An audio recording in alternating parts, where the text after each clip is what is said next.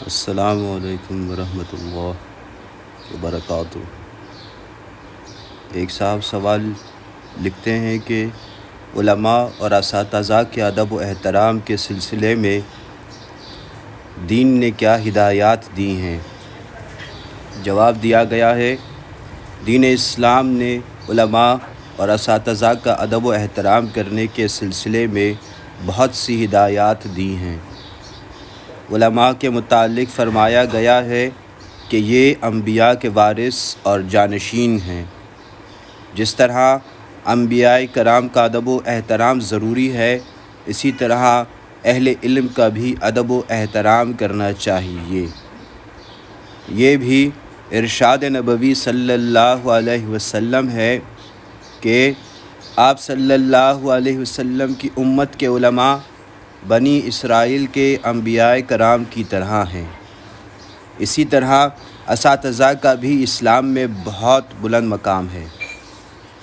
ارشاد نبوی صلی اللہ علیہ وسلم ہے کہ آپ صلی اللہ علیہ وسلم کو استاذ کے بلند مقام پر فائز کیا گیا ہے۔ خلیفہ ہارون الرشید کا واقعہ ہے کہ وہ ایک مرتبہ مدرسہ میں آیا تو اس نے دیکھا کہ استاذ صاحب وضو کر رہے ہیں اور شہزادہ لوٹے سے پانی ڈال رہا ہے، اور وہ استاذ صاحب اپنے ہاتھ سے پاؤں مل رہے ہیں۔ خلیفہ ہارون الرشید اپنے بیٹے پر ناراض ہوا اور کہنے لگا کہ ایسا کیوں نہ ہوا کہ تو ایک ہاتھ سے پانی ڈالتا اور دوسرے ہاتھ سے استاد کا پاؤں دھوتا۔ دین اسلام اپنے پیروکاروں کو یہی تعلیم دیتا ہے کہ وہ اپنے اساتذہ کو اپنے والدین کا مقام دیں اور ان کے ادب و احترام میں کوئی کمی نہ کریں۔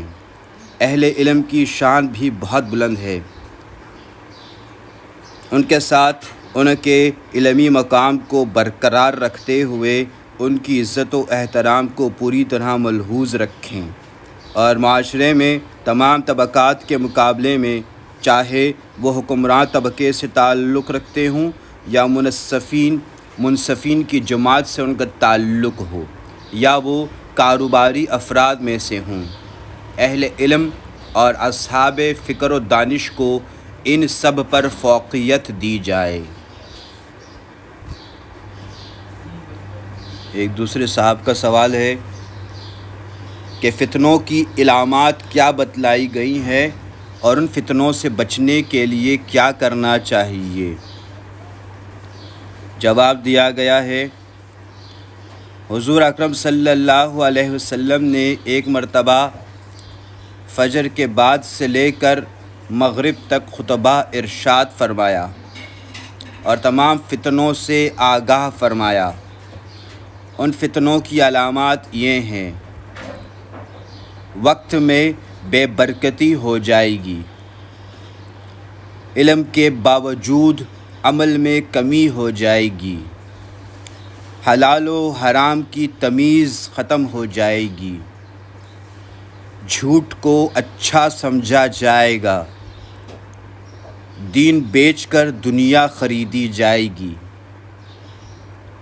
طلاق کی کثرت ہو جائے گی، تہمت لگانا عام ہو جائے گا، کمینے لوگوں کی عزت کی جائے گی، شریف لوگوں کا جینا محال ہو جائے گا، لوگوں کے لہجے اور مزاج تلخ ہو جائیں گے، گناہ زیادہ ہونے لگیں گے، مرد عورتوں کی اور عورتیں مردوں کی نکالی کرنے لگیں گی، فیشن شوز کثرت سے ہونے لگیں گے، ناچنے گانے والی عورتوں کی کثرت ہو جائے گی، اداکاروں اور اداکاراؤں کی نکالی کی جانے لگے گی اور نام بھی ان کے ناموں ہی پر رکھے جائیں گے، کھلاڑیوں کو لوگوں کے لیے مثالی حیثیت اور نمونہ قرار دیا جائے گا۔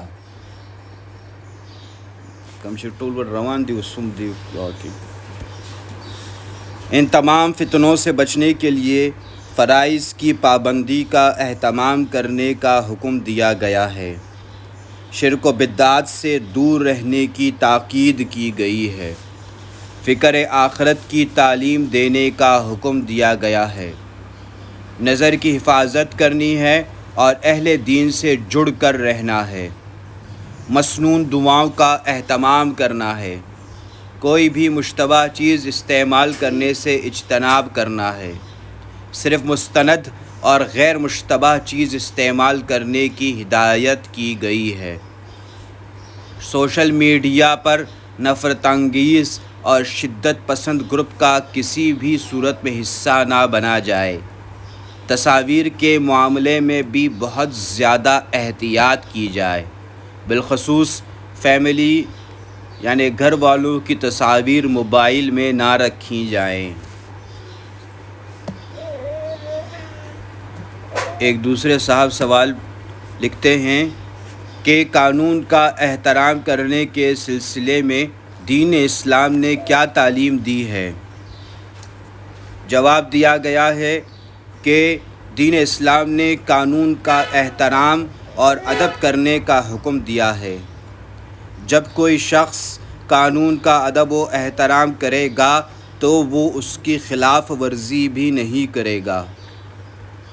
شریعت اللہ کا دیا ہوا قانون ہے اور اس کی بھی کچھ حدود مقرر ہیں۔ اللہ کا ادب و احترام دل میں ہوگا تو وہ اس کی شریعت کا بھی ادب و احترام کرے گا۔ جن لوگوں کے دل میں تکبر ہوتا ہے وہ کبھی بھی قوانین کا احترام نہیں کرتے۔ ان کا خیال ہوتا ہے کہ قانون دوسروں کے لیے ہے، میرے لیے نہیں، یا وہ چاہتے ہیں کہ ان کے لیے فلاں قانون میں تبدیلی کر دی جائے۔ یہ لوگ خود کو قانون سے بالا تر سمجھتے ہیں، جبکہ دین اسلام میں قانون سے بالا تر کوئی بھی نہیں، چاہے وہ ملک کا صدر اور وزیر اعظم ہی کیوں نہ ہو۔ قانون کی پابندی سے بہت سی مثبت خوبیاں ابھرتی ہیں۔ انسان میں اطاعت کا جذبہ پیدا ہوتا ہے۔ معاملات کو چلانے کے لیے قوانین کا ہونا لازمی ہے۔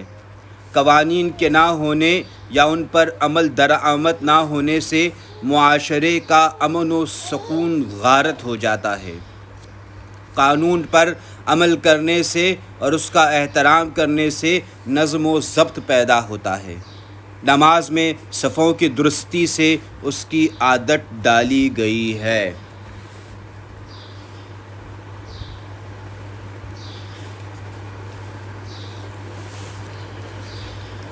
ایک خاتون نے سوال لکھا ہے کہ کیا میوزک کے ساتھ نعت سننا جائز ہے؟ جواب دیا گیا ہے کہ میوزک ایک شیطانی فعل ہے جس پر حدیث شریف میں لعنت بھیجی گئی ہے اور اس پر سخت وعیدیں سنائی گئی ہیں۔ اس کا سننا اور سنانا دونوں حرام ہیں۔ نعت جیسی پاکیزہ چیز کے ساتھ شیطانی آواز کی آمیزش ایسے ہی ہے جیسے دودھ میں پیشاب کی آمیزش۔ ایسی نعت کا سننا اور سنانا قطعی ناجائز ہے۔